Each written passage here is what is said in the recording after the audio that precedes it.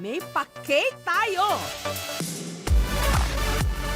Tampok ang ilan sa pinakamasasarap ngayong classic chocolate cakes. Ang una, bukang bibig ng celebrities. Ibinibigay na frozen para ma-preserve ang pagka-moist nito. Ang cake na nanguna sa survey ng top 10 chocolate cake sa Metro Manila, ang Big Al's Cookie Jar. Nakalagay ito sa aluminum cake pan at ang icing, chocolate fudge. Dito sa Antipolo City, nagsisimula ang magic.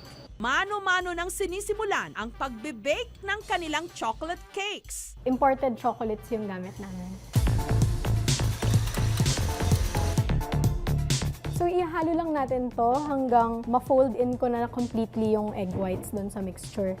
At saka ito ilalagay sa aluminum cake pans. Bibake natin siya for 45 minutes.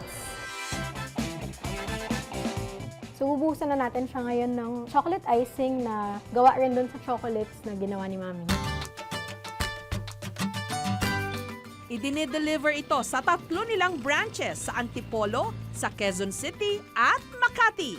Nakakagawa kami ng mga 150-200 cakes a day. Tapos pag peak season, syempre mas madami.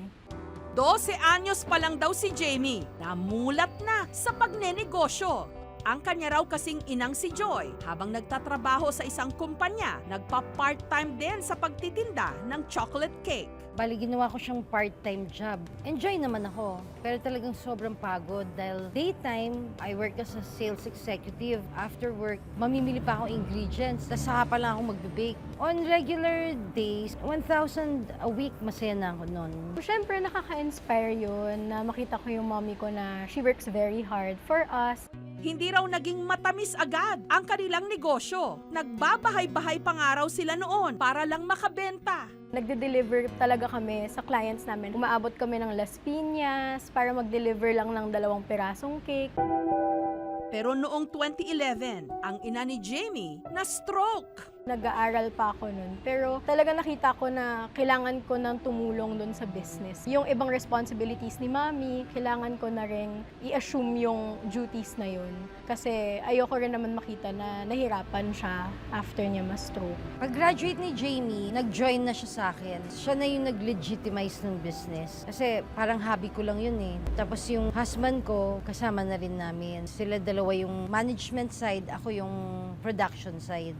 Ngunit comeback is real. Ika nga, dahil nung opisyal na nilang binuksan ang kanilang negosyo, taong 2014, agad itong pumatok.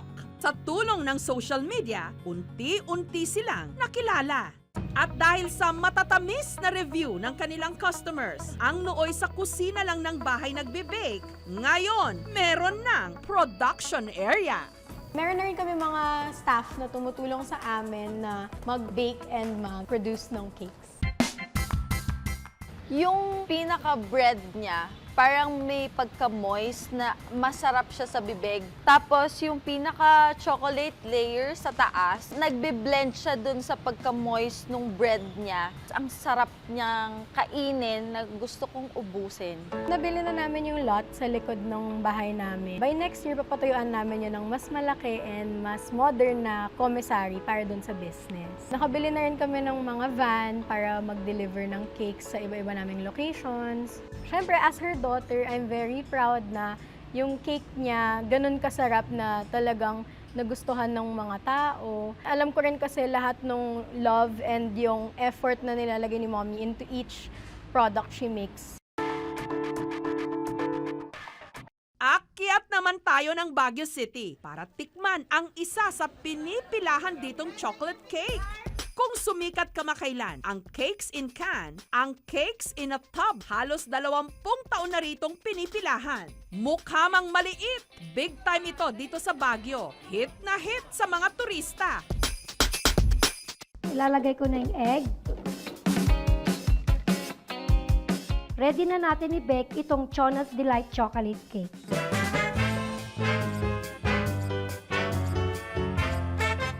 May toppings na meringue o merengue sa Tagalog. Kasi, di ba, karamihan, slice. Tapos, ibabalot mo pag take-out. Sabi ko, ilagay ko sa clear pack. Mas madali yan. At pwede nilang pang-travel at saka madaling ikip sa rep. Pagka, halimbawa, may tira na, hindi na kailangan na maghanap pa ng mga tupperware para itago yung tira nila. At least yan, diretso na.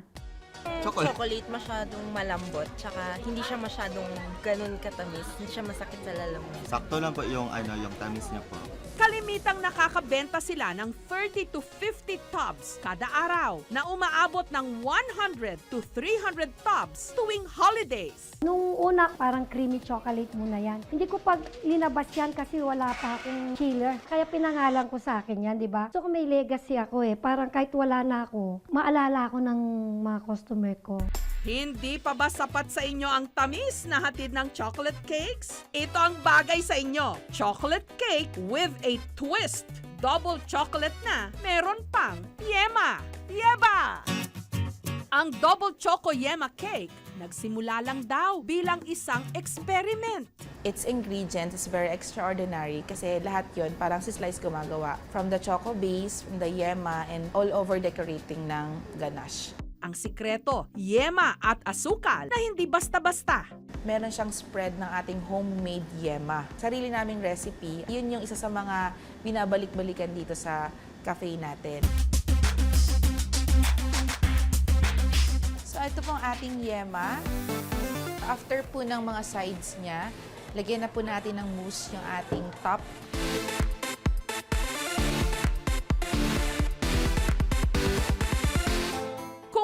Kasanayan natin, malamig na cake. Ang double choco yema cake, mas mainit, mas masarap. Perfect sa malamig na klima ngayong Pasko. Ang isang standard serving ng chocolate cake, ito, less or smaller than this. Sa mga mahilig kumain ng chocolate cake, hinay-hinay lang. Hindi rin maganda sa mga may sakit na. Halimbawa, yung mga nagko-control ng blood sugar. Dahil yung sugar in chocolate cake, medyo madami. Kotang-kota ka na sa sugar pagka kumain ka ng isang slice ng chocolate cake.